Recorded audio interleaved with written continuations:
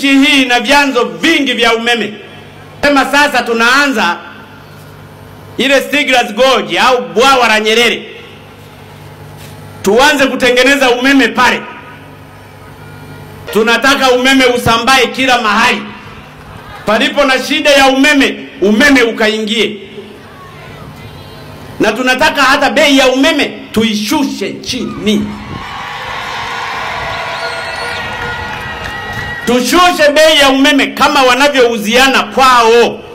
Umeme unakatika maeneo ya kaskazini huko, lakini serikali yenu inachukua hatua ya kununua umeme nje maalum kwa mikoa hii ya kaskazini, ili umeme upatikane masaa 24 muda wote bila kukatika.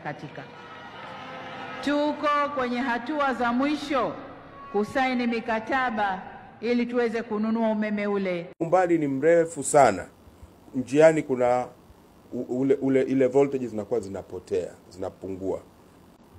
Paka zinapofika zinakuwa zimepungua kwa kiasi fulani. Kuna kitu kwenye nani huko Kiingereza wanaita voltage drop. Voltage drop inatokea kadri waya unavyokwenda umbali mrefu. Sasa kwa Tanzania umeme wetu mwingi sana unazalishwa upande wa kusini. Kusini kwa maana ukiangalia kaskazini kule umeme mwingi unatoka kusini mwa mikoa ile ya kule. Umeme mwingi unatoka Dar es Salaam, unatoka mkoa wa Pwani kwa maana ya Rufiji, unatoka mkoa wa Morogoro, unatoka mkoa wa Iringa. Huko ndio umeme mwingi wa nchi unakotoka. Na hivyo kama mteja yuko Manyara kwa mfano, inabidi umeme huo usafiri kutoka mikoa hii ninayoisema uende mpaka Manyara. Na ukiangalia inaenda mpaka kilomita 700 kwa baadhi ya maeneo. Kwa hiyo umeme unapofika pale voltage drop inakuwa imetokea njiani.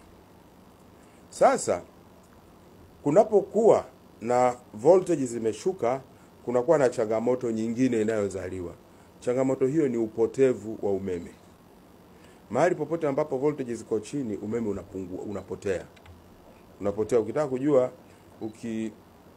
ukituma megawati 100 kutokea hapo ulipo utuma, kama ni Dar es Salaam au ni wapi, tuseme ni kutokea pale Chalinze, ukaachia megawati 100 zielekee Arusha au zielekee Manyara au Kilimanjaro, zitakazoenda kufika kule zitakuwa ni pungufu ya 100, zitapotea njiani.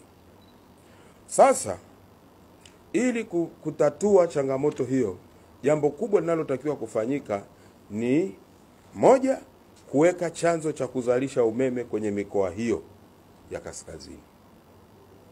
Kwa hiyo kuweka mtambo fulani wa kuzalisha umeme kule. Hilo ni jawabu la kwanza. Jawabu la pili ni kuingiza umeme kwenye mikoa hiyo kutokea mahali pengine, kutokea kwenye mfumo mwingine.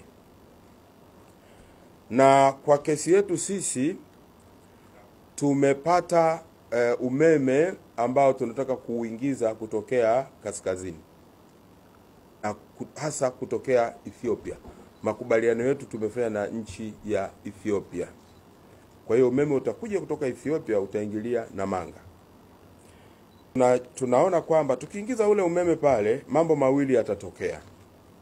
Kitu cha kwanza, ile voltage ambayo imeshuka sana. Neno voltage Kiswahili chake kidogo kigumu, wanaita msongo, lakini msongo kwa wengine ni gumu zaidi. Kwa hiyo nikisema voltage nadhani mnanielewa. Sasa zile voltage ambazo zimeshuka sana, ukiingiza ile megawati 100 pale zitapanda. Voltage itarudi normal. Itarudi kwenye kiwango chake.